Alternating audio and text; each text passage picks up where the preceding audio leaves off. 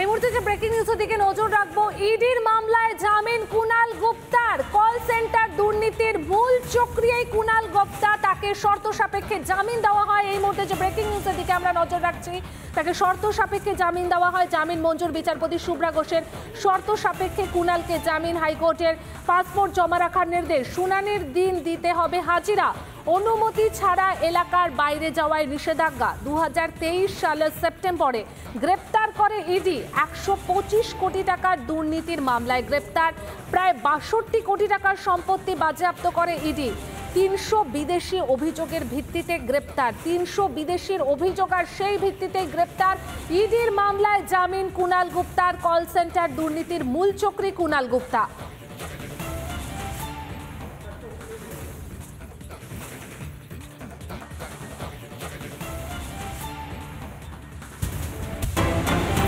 আবাসে দুর্নীতির অভিযোগে উত্তপ্ত লালগোলা। কৃষক বাজারে বিক্ষোভ গ্রামবাসীদের। আবাসের সমীক্ষায় দুর্নীতির অভিযোগে বিক্ষোভ। বিক্ষোভের ছবি সোশ্যাল মিডিয়ায় ভাইরাল। আবাসের তালিকার সময় হয় দুর্নীতি, তালিকায় নাম রয়েছে বিত্তশালীদের, এমনটাই অভিযোগ এলাকাবাসীদের এবং বঞ্চনার অভিযোগ তুলে বিক্ষোভ দেখাতে থাকেন এলাকাবাসীরা। লালগোলাতে উত্তপ্ত পরিস্থিতি, কারণ সেখানে আবাসে দুর্নীতির অভিযোগে সরব হয়েছেন এলাকাবাসীরা। আবাসের সমীক্ষায় ভুরি ভুরি দুর্নীতি অভিযোগ। বিক্ষোভের ছবি সোশ্যাল মিডিয়ায় ভাইরাল। আবাসের তালিকা যখন তৈরি হয়েছে সেই সময় দুর্নীতি হয়েছে, তালিকায় নাম রয়েছে বিত্তশালীদের, আর যারা প্রকৃত প্রাপক তাদের নাম নেই। এই অভিযোগ তুলে লালগোলাতে বিক্ষোভ দেখাতে থাকেন সেখানকার স্থানীয়রা। আর বিক্ষোভের ছবি সোশ্যাল মিডিয়াতে ভাইরাল হয়েছে। বিক্ষোভের ছবি সোশ্যাল মিডিয়াতে ভাইরাল। বঞ্চনার অভিযোগ। একাধিক জেলা থেকে অভিযোগ আবাস নিয়ে। ভুরি ভুরি দুর্নীতির অভিযোগ আবাসে। এক এক জেলায় এক এক রকম দুর্নীতি হয়েছে। কোথাও কাটমানি নেওয়ার অভিযোগ, তো কোথাও আবার দেখা যাচ্ছে যারা প্রকৃত প্রাপক তাদের নাম নেই, তার বদলে নাম রয়েছে বিত্তশালীদের। কোথাও আবার নাম রয়েছে উপপ্রধানেরও, তৃণমূল উপপ্রধানেরও নাম এসেছে আবাসের তালিকায়। এমন অভিযোগও কিন্তু সামনে এসেছে। স্থানীয়রা ঠিক কি জানাচ্ছেন, কি অভিযোগ করছেন, শোনাই আপনাদের। আমার কাঁচা বাড়ি। আমি এবার মুখ্যমন্ত্রী যে টোল ফ্রি নম্বরটা দিয়েছিলেন সেই নম্বরে আমি ফোন করেছি। তারপরে ওখান থেকে ইনকোয়ারি করতে এসেছিলেন। দুবার করে গেছে। তারপর আমি পাওয়ার যোগ্য বলে আমাকে সব কিছু রিসিপ্ট সব দিয়ে গেছে। তারপরে স্যার জানি না কে এভাবে আমার নামে অভিযোগ জানিয়েছে যে আমার পাকা বাড়ি। তো আমার ইনকোয়ারি করে আবার দেখা হোক যে আমার পাকা বাড়ি না কাঁচা বাড়ি।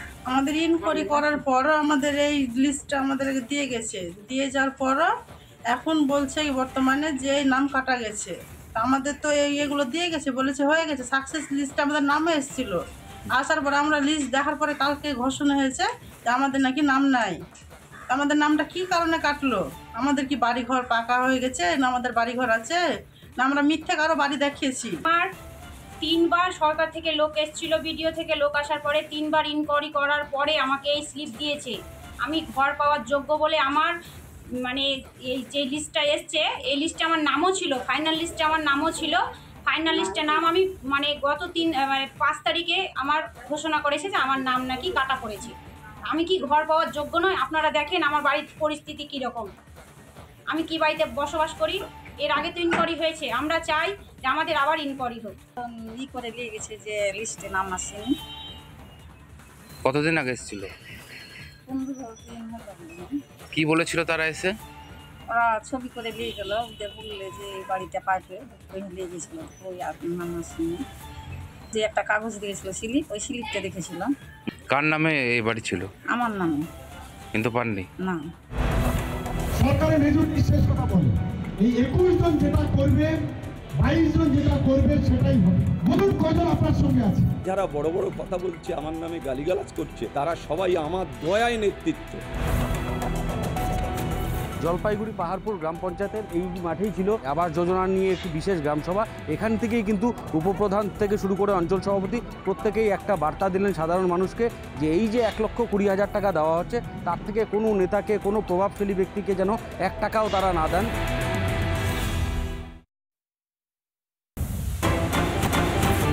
নজর রাখবো যে ব্রেকিং নিউজের দিকে। ফের বিক্ষোভের মুখে তৃণমূল বিধায়ক অসিত মজুমদার। জনসংযোগে বেরিয়ে ক্ষোভের মুখে পড়েন তিনি। জনতার ক্ষোভের মুখে বিধায়ক অসিত মজুমদার। এলাকাবাসীর বিক্ষোভে উত্তপ্ত চুচুড়া। কাউন্সিলরের বিরুদ্ধে ভুরি ভুরি অভিযোগ।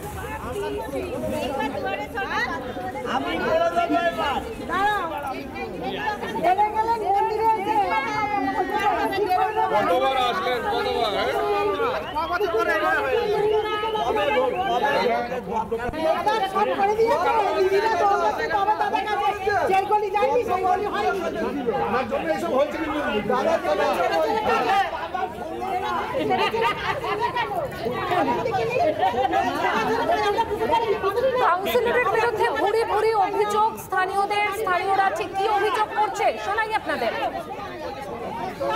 কি দাবি ছিল পুকুরটা ভেঙে রয়েছে, বললো এই পুকুরটা পুরো বাঁধাবে, বাঁধি পুকুরে কোনো পাড়ায় কোনো একটা ড্রেন নেই, কোনোদিন একটা এলাকা পরিষ্কার হয় না, এলাকা পরিষ্কার হয় না, এই যে জঙ্গল পড়ে থাকে বলে বলে এলাকা পরিষ্কার করতে হয়। ওই যে একজন বসে আছে কাউন্সিলর, উনি তো আরেকটা অপদার্থ,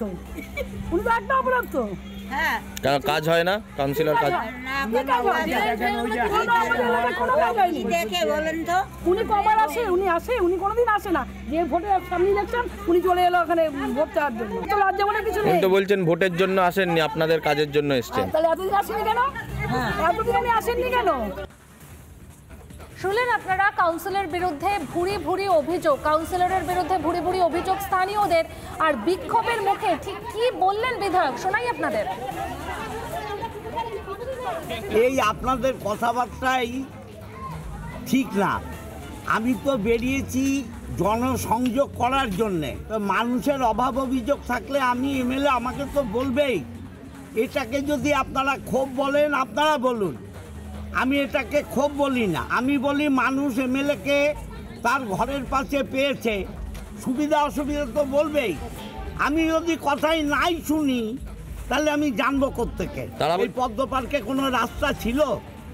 আমি এমএলএ হওয়ার পর পদ্ম পার্কে রাস্তা করেছি।